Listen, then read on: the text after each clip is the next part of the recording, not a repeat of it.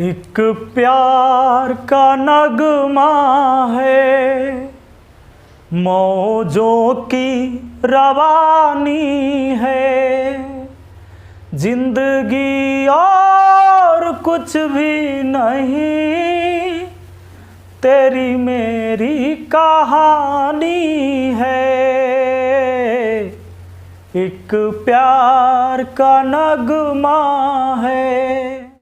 Hello दोस्तों, आप सभी का स्वागत है आपके अपने YouTube चैनल मैथ मस्ती पर। दोस्तों मैं हूं विपिन यादव और दोस्तों आगे आज हम आपको जो पढ़ाने वाले हैं चक्रवृद्धि ब्याज में आपने पढ़ा होगा रेशियो मेथड है, बहुत ज़बरदस्त मेथड है।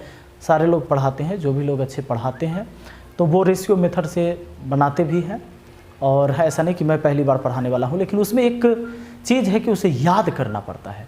तो दोस्तों आज के जो हम इस वीडियो में आपको बताने वाले हैं कि कैसे आप याद कर पाएंगे और पूरी ज़िंदगी मरते दम तक आप नहीं भूलेंगे रेशियो मेथड। चाहे आप 2 साल का हो, 3 साल का, 4 साल का, 5 साल का, 6 साल का, 7 साल का, कोई भी निकाल सकते हो। वो रेशियो मेथड जो है वही हम आपको याद करवाएंगे। तो चलिए बने रहिएगा वीडियो में। जैसे मुझे याद है उसी तरह आपको याद हो जाएगा। CI यानी कि चक्रवृद्धि ब्याज, चक्रवृद्धि ब्याज यानी कंपाउंड इंटरेस्ट। CI का फुल फॉर्म कंपाउंड इंटरेस्ट। हम आपको आज बताने वाले हैं वो रेशियो जो आप याद करते थे और हमेशा के लिए कैसे आपको याद रहेगा। दोस्तों अगर मान लीजिए कि 2 बरस का है, 2 बरस का है तो आपको समझ जाना है कि 2 टर्म में ही होगा, यानी 2 पद होगा रेशियो में। 3 बरस का है, 3 वर्ष का है तो 3 बार ही होगा। 4 वर्ष का है तो 4 टर्म ही होगा, 4 बरस का। देखिए कैसे, अगर 2 बरस का रेशियो निकालना है तो 2 बरस का रेशियो। अच्छा, इसका यूज कहाँ होगा वो यूज करके भी बताएंगे। अगर आप नए हैं, आप नहीं जानते होंगे रेशियो मेथड CI का, तो आप घबराइएगा नहीं। पहले आप ये देख लीजिए याद कैसे करना है, फिर हम सवाल भी करा के बताएंगे। आपको पूरी तरह से समझ में आएगा और ऐसा समझ में आएगा कि जिंदगी में शायद कभी आपको पहले समझ में नहीं आया होगा। सुनिएगा, 2 बरस का तो 2 साल का है तो 2 से शुरू करना है और लास्ट में 1 लिखना है। सबके लास्ट में 1 होगा और जितने साल का होगा सबके फर्स्ट में उतना होगा। जैसे 3 बरस का तो फर्स्ट में 3 रहेगा और लास्ट में 1 आएगा। लेकिन 3 बरस का है तो 3 टर्म में होगा। जैसे 2 बरस का है तो 2 टर्म हुआ, 3 बरस में 3 टर्म, तो लास्ट वाला 1 होगा ही होगा। लेकिन बीच में क्या होगा, तो 2 बरस वाला को जोड़ के लिखिए। आपको क्या करना है, 2 और 1 3 और सब में रेशियो लिख लीजिए, हो गया 3 3 1 का। उसी तरह 4 बरस का निकालना है तो 4 से शुरू होगा, अंत 1 से ही होगा, अंत होगा 1 का। 4 लिखे, रेशियो दिए, इन दोनों को जोड़कर लिख लीजिए 6, फिर रेशियो लिखिए। अब इन दोनों को जोड़कर लिखिए 4 और लास्ट में अब तो किसको जोड़िएगा, किसी को नहीं, तो लास्ट में 1 लिख देना है। बस 4 टर्म में हो गया। 4 बरस का तो 4 टर्म में। सुनिएगा, अगर 5 बरस का तो इतना आपको पता हो गया कि 5 टर्म में होगा। 5 बरस का चक्रवृद्धि ब्याज में क्या करना है, 5 से शुरू करना है। 5 बरस का है तो 5 से शुरू, 3 बरस का है 3 से शुरू, 2 बरस का है 2 से शुरू, 1 से खत्म, सब में होगा। अब क्या करना है, 5 साल का निकालना है तो 4 साल वाला का इसको जोड़िए, 4 6 10 लीजिए, फिर 6 4 10। पहले क्या किया, इन दोनों को जोड़कर, फिर इन दोनों को जोड़कर और फिर इन दोनों को जोड़कर, 4 और 1 5, 4 टर्म हो गया, 1 टर्म लास्ट वाला 1 होगा। आपको ये रेशियो निकालने आ गया होगा। अगर 6 वर्ष का है तो 6 वर्ष का CI का रेशियो क्या होगा भैया, आप समझ गए होंगे। 6 से शुरू होगा, जितना साल का निकालना है उतना ही से शुरू होगा। 6 साल का है, 6 से शुरू हुआ, अनुपात देंगे 5 10 कितना 15, 10 10 20, ये 10 10 20।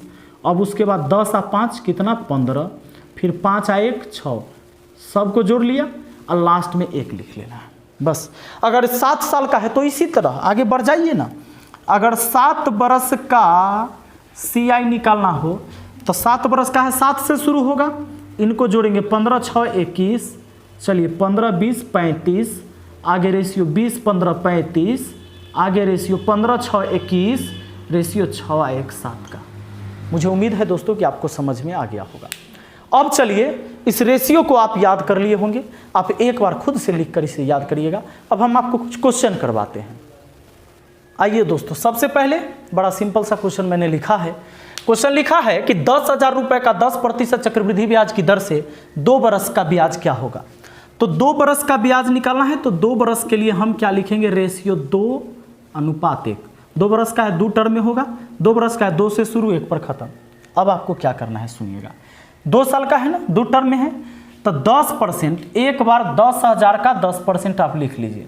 10,000 का 10% कितना होगा, परसेंट से 2 जीरो कट गया, यानी आपको आया 1,000 रुपये। फिर एक बार 1,000 का अब 10% लिख लीजिए, 1,000 का फिर 10%, 2 साल है इसलिए 2 बार, अब ये 100 रुपया। आपको क्या करना है, इस 1,000 को यहाँ लिख देना है, अब इस 100 को यहाँ लिख देना है, बस गुना कर लेना है, जोड़ लेना है। 1,000 दूना कितना हो जाएगा, 2,000 हो जाएगा, प्लस करना है, जोड़ना है, 100 इकाई 100, यानी 2,100 रुपया आपका चक्रवृद्धि ब्याज हो जाएगा। मुझे उम्मीद है कि आपको समझ में आया होगा। ना समझ में आया है कोई बात नहीं, चलिए आगे देख लेते हैं। अगला देखिए दोस्तों, 10,000 रुपये का 10% चक्रवृद्धि ब्याज की दर से 3 बरस का ब्याज क्या होगा। तो 3 बरस के लिए आपको याद कर लेना है, 3 बरस का ब्याज निकालना है, 3 से शुरू होगा। याद करिए 2 बरस में 2 1 रहता है ना, तो पहले 3 से शुरू हुआ और फिर इसको जोड़ कर लिखते हैं और लास्ट में 1 होगा। 3 टर्म में होगा, 3 साल का है, शुरू में 3 लास्ट में 1, और 2 बरस वाला जो 2:1 था उसी को जोड़ के बीच में 3 से शुरू, फिर इन दोनों को जोड़कर और फिर लास्ट में 1। अब देखिए 3 साल है तो इसका 10% पहले निकालेंगे, यानी 10,000 का 10% से 2 जीरो कट गया दोस्तों, 1,000 रुपये। फिर 1,000 का 10%, 1,000 का 10%, परसेंट से 2 जीरो कट गया, आपका हो गया 100। फिर 100 का 10% लिख दीजिए, परसेंट से 2 जीरो कट गया, 10 रुपये। यानी आपको क्या करना है, 1,000 को मान लो यहाँ लिख दिया मैंने 1,000, फिर लिख लेंगे हम इसको अब दूसरा जगह 100 को, और तीसरा जगह तीसरा वाला को गुना करेंगे। ये 3,000 हुआ हमारा, ये हो गया 300, ये हो गया 10, सब को जोड़ देंगे, 3,300, 3,300 और 10, यानी 3,310 रुपया हो गया आपका 3 बरस का चक्रवृद्धि ब्याज। चलिए आगे देख लेते हैं दोस्तों, आगे बढ़ते हैं, देखते हैं इस सवाल को। प्रश्न है कि 10,000 रुपये का 10% चक्रवृद्धि ब्याज की दर से, यहाँ पर लिख देते हैं आप 4 बरस का ब्याज क्या होगा। आपकी अमाउंट चेंज भी होगा, यहाँ पर राशि जो है मूलधन चेंज हो सकता है, रेट चेंज हो सकता है, कोई दिक्कत नहीं। आपको करना क्या है, अब अगर 4 बरस का निकालना है तो 4 बरस का रेशियो क्या होगा, 3 बरस वाला 3 3 1 था ना, तो सबसे पहले 4 साल का है तो 4 से शुरू, उसके बाद 3 आ 3 कितना 6, फिर आपको क्या करना है 3 आ 1 4, लास्ट में 1, 4 साल का 4 टर्म में हो गया। आपको इसका 10%, अब परसेंट निकालने के लिए देखिए, प्रतिशत से 2 जीरो काटिए, 100 पर 1 जीरो और, तो 1,000 हुआ। फिर इसका 10%, परसेंट से 2 जीरो कटेगा, परसेंट से 2 जीरो कटेगा 10 आ 1 जीरो 10 वाला। अब इतना का 10% निकालिएगा, इतना का 10%, परसेंट से कट गया 10 हुआ। अब इतना का 10% कितना होगा, देखिए 10 का 10%, अब परसेंट का मतलब बट्टा में 100, यानी ऊपर 100 नीचा भी 100, 1 हो जाएगा। 4 बार हो गया। चलिए यहाँ लिख लेते हैं, यहाँ लिख लेते हैं हम 1,000, यहाँ लिख लेते हैं 100, यहाँ लिख लेते हैं ये वाला 10, ये वाला 1। अब सबको गुना करिए, 4,000 जोड़ लेना है, 600, 10 चौके 40 और प्लस 1 41, 4641 रुपया। मुझे उम्मीद है कि आपको आसानी से समझ में आ गया होगा। एक बार फिर से मैं इसको रिवाइज कर लूँ कि आपको समझ में आया या नहीं आया, याद हुआ या नहीं हुआ। देखिए आपको क्या करना है, सिंपल सा बात करना है, 2 बरस के लिए आपको निकालने आता है, अगर ये आता है तो आपको सब आता है। 2 बरस के लिए 2 से शुरू 1 पर ख़त्म, सब 1 पर ख़त्म होगा, और जितना साल है उतना से शुरू होगा। अब इतना बात पता तो सब रेशियो याद है आपको। 3 साल का तो 3 से शुरू, इनको जोड़ के 2 आ 1 3 लिखना है, और लास्ट में अब 1 लिखना है। 3 साल का है तो 3 टर्म में होगा, 2 साल का है तो 2 टर्म में होगा। अब अगर 4 बरस का निकालना है हमें तो 4 से ही शुरू होगा, और 3 आ 3 6, 3 आ 1 4, और लास्ट में 1।